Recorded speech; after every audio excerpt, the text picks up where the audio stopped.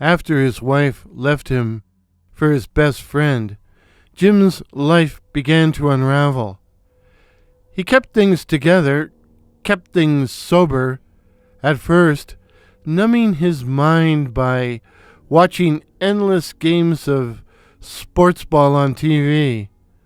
But every weekend became a lost one, under a volcano of fireball and beer. And when he was sober, but not sober, he would get behind the wheel of his old black Mustang and drive the midnight streets. Jim knew he was taking a chance, knew it was just a matter of time until he got busted. But he couldn't help himself. He had to drive. It was an itch he had to scratch. Then it happened. Jim was driving through an unfamiliar part of town when he saw the young woman. When he hit the young woman. She came out of nowhere, a tall, slim brunette wearing a short black dress, who was suddenly there, right in front of him, her face white, giving him no time to hit the brakes before impact. Jim felt the bump as he drove over her body. Now, Jim didn't try to run, at first. As soon as the car had stopped, he jumped out and ran to the limp form, hoping and praying she was somehow all right. But of course it was too late. The young woman was very dead. She might have been pretty once, but she sure wasn't pretty now. Who was she? And what was she doing, roaming the streets at 4 a.m? Was she another lost soul? A lost soul? Like me, Jim thought. For he knew he was lost. This would mean prison, humiliation, disgrace. But then Jim realized no crowd had gathered. Wasn't there always a crowd at a car accident? But there was no one. Nothing. Just dead silence. Nothing but him, the car, and the dead girl. He would go to prison. His life finished. Unless... Jim took another look around. No witnesses. There was nothing he could do for the girl, and there didn't appear to be any damage to the front of the car. Thinking he who hesitates is lost, Jim got back in and drove straight home. He woke up the next morning with a terrible hangover and a terrible sense of guilt. He'd killed a young woman who'd done him no harm, and he should pay for it. Jim determined to turn himself in. But first he checked the front of the car for any signs of damage, and there was nothing. He went on the net, but there was no news about the young woman, no news of a hit and run, nothing. Had he imagined the whole thing? Had he been drunk? Was it all just a bad dream? A nightmare? Jim sobered up and stayed home nights for a while. But eventually, heartbreak and melancholy led him back to his old ways, and he began driving at night again, but avoided the neighborhood where the accident had taken place. So he wasn't prepared. Jim was cruising down a darkened suburban street when suddenly the young woman was there in front of his car. Jim felt the bump as he drove over her body. He got out of the car, but knew before he reached her that the young woman was dead, and that it was the woman he'd run over weeks before. She might have been pretty once. Same pale face, dark hair, black dress.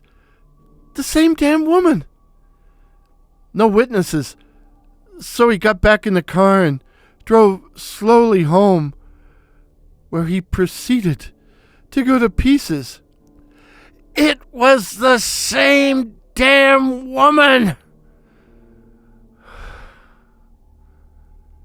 Jim took a leave of absence from work and spent his time in a fog of drugs and alcohol, staring at the TV screen and fighting the urge to drive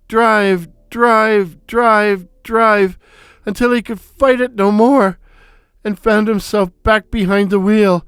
And every time the young woman in the black dress would suddenly appear in front of him, and he would feel a bump as he drove over her body, and he stopped getting out to look but just kept driving, hitting her over and over and over and over and over and over and over again. And then, one humid evening, she, the young woman, was there, sitting beside him in the passenger seat. "Why did you kill me?" she said in a voice little more than a whisper. "Who are you?" Jim replied. "I had so much to live for," she said, her whisper trailing off. It took Jim a moment to respond, but in the end he said, I have nothing to live for." "Then be dead, like me." And with that, the young woman grabbed the steering wheel.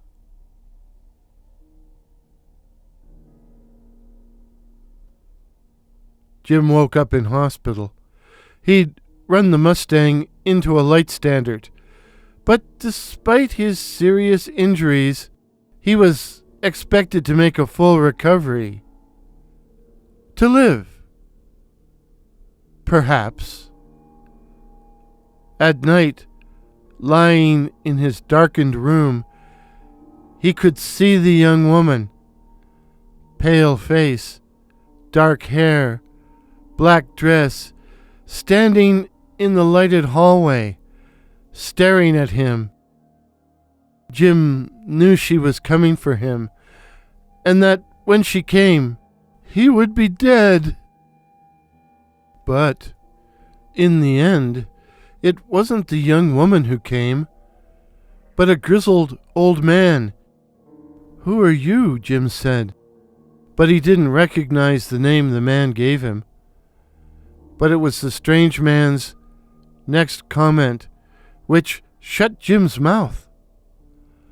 "I've seen her outside your room." "Who?" "The girl in the black dress." Jim was stunned. "How did you know?" "'Cause I can see her too. Her name was Hillary Jameson, and on July 29th, 1987, I struck and killed her while I was drunk. There were no witnesses, so I fled the scene, and she has haunted me ever since." "Why are you telling me all this?" "'Cause I don't have much time left. Weeks. Cancer, eh? I see her standing out in the hallway, waiting for me." But why do I see her?" "'Cause maybe you're a guy like me. Don't be like me. A drunk. Don't be like me."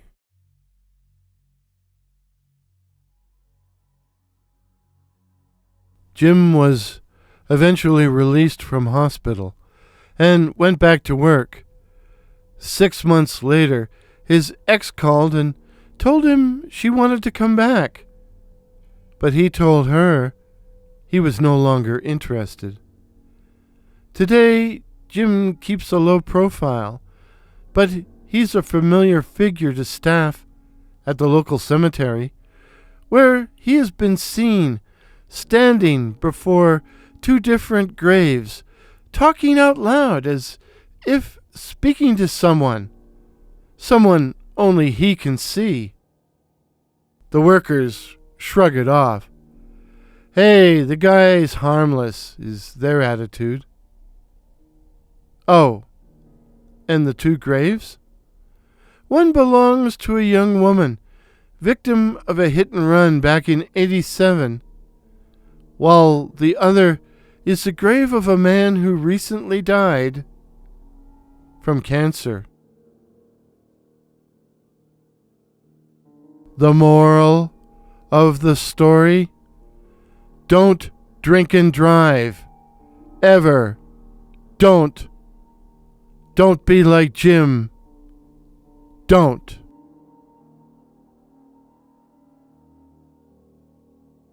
If this is your first visit to my channel, please consider subscribing. My name is Warren, and I write and tell original ghost stories and original horror stories featuring such cryptids as the Night Floaters, werewolves, and the Black-Eyed Children. So again, please consider subscribing. Please help me to reach my goal of 2,500 subs. Till midnight. Cheers.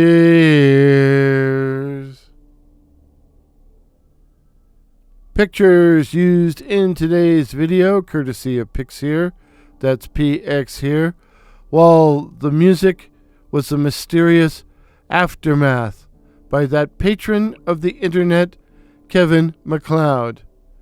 The video footage of the cemetery shown at the end of the video was taken by Dr. Curious.